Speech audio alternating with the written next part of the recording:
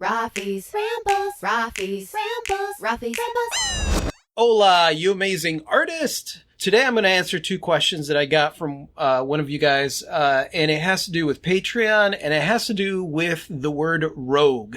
This question comes from Shoshana, and she says, "Hi, Rafi and Klee. Thank you so much for doing your video about Patreon. I took a look at your Patreon page. It looks great. I have a question. What are the benefits, or why do a Patreon integrated with your artist website instead of doing your own membership site?" That is a great question because I am constantly kind of aggravated with Patreon. Patreon is its own platform. So just like, let's say, Etsy or any of those platforms where there is a community, like its own community on there, those platforms are always run by someone else, and basically you are just using their platform. It's kind of like YouTube. YouTube is the same thing.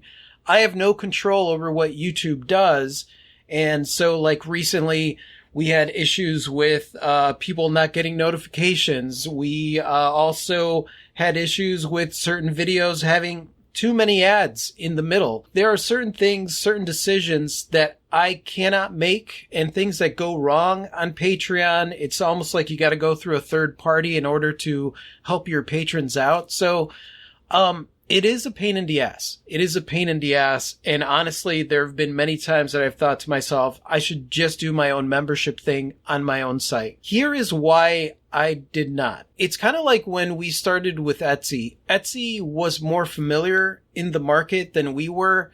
So by doing Etsy, not only were we getting customers that already knew who we were, but we were also getting access to a completely different community. Now, the important thing, though, is that we were also building our website and getting people accustomed to going to our website.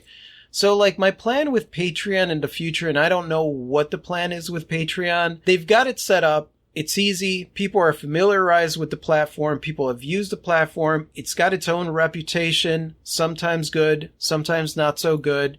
But for the most part, it is easier at this point. But also, because I learned what I learned with Etsy, I have an exit plan. So if I need to move off of Patreon and do my own membership site, my own section on my website where we do membership and I have more control over that, that's what I'm going to do. It's not this or that answer. It's not that simple for me.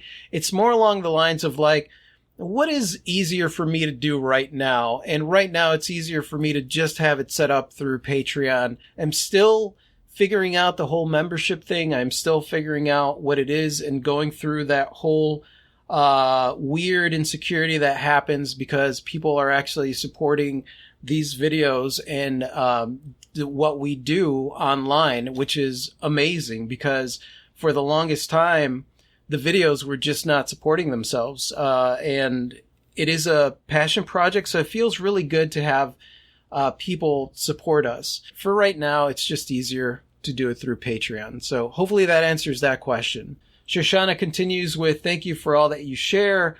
I would love to join your Patreon family. Thank you. If you can, do it. If you can't, that's fine too. There is no requirement. I'm still going to continue doing these videos. A lot of people have an issue with Patreon because a lot of creators, once they move to Patreon, then all their focus goes on Patreon.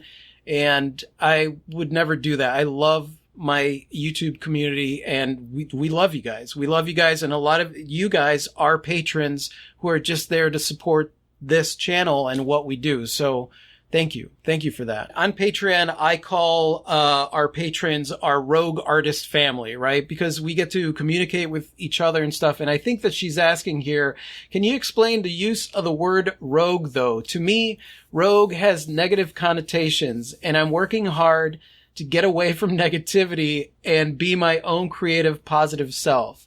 Would love to hear more on this. Okay, so Shoshana, yes, the word rogue is generally not considered a positive word, right? Because it is called, I think in the dictionary, it's like an embezzler, that man is a rogue. In the 1930s, I want to say, there was also an introduction to going rogue. which going rogue means that you are going against what is established before. You are not going to fall into the conformity of the way that things go.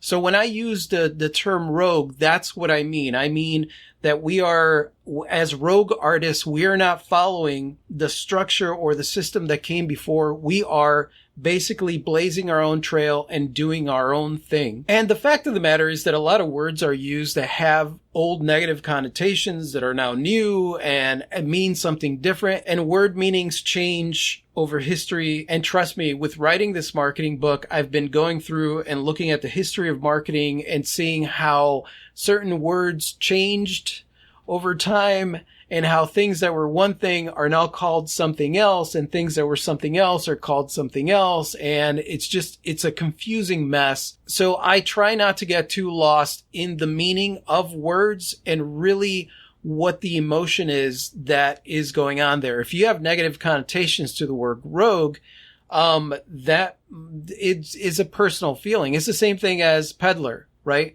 So Clee and I, and probably some of you, are considered, according to whatever state you're registered in as an artist, as a retail peddler.